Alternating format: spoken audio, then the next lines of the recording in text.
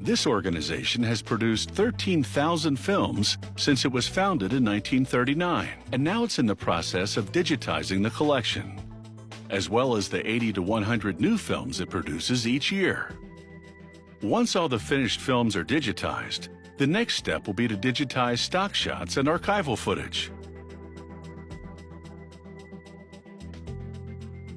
The Film Board's archives contain many films which have deteriorated due to age and poor storage conditions, such as exposure to cold or to heat, both of which deform film, and excess humidity, which causes fungus growth. Film's other enemy?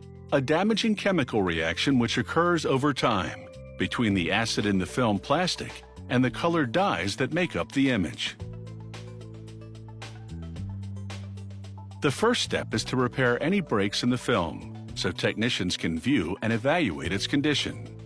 They do this using a simple device called a splicer. They lay each broken end into the splicer's track and cut off the severed frame.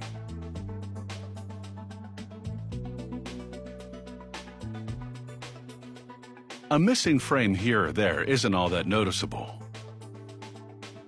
Once the broken frame is removed, they lay both ends in the track, centering the meeting point.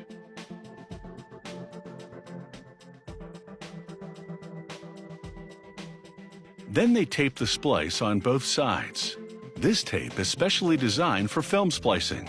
Its chemical makeup won't damage the film over time, as would ordinary adhesive tape. The splicer punches sprocket holes in the tape so that the spliced portion, like the rest, will thread onto the sprockets of the projector reel. Technicians evaluate all existing versions of the film, from the original to the screening prints produced for movie theaters.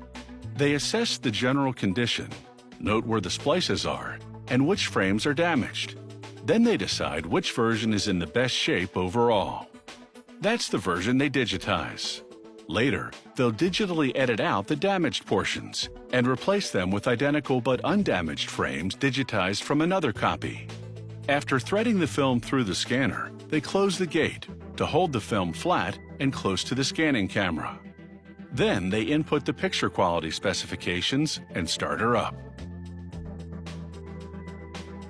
The scanner gently loops the film around its spools.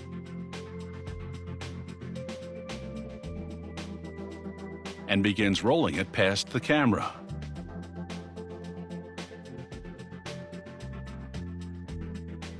For the picture quality they've selected for this digitization, the camera snaps 3 pictures of every frame.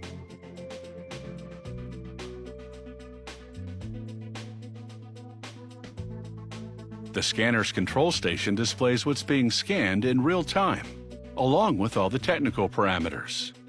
This digitization process itemizes every single frame, so when they digitally replace a damaged portion with an undamaged one from another copy, they can match everything up to the exact frames. The final step is color correction. Because the digitized film is often pieced together from more than one film original, there are usually color variations. For example, the character's blue jacket will be a different shade of blue at different times. At this station, the technician manipulates the colors to render them uniform throughout the film. It's essential to resist the temptation to overcorrect the image. After all, film has a very different color and texture than video. And even though the digitized film will play on video devices, it must remain artistically and historically faithful to the film original. I repeat, a nuclear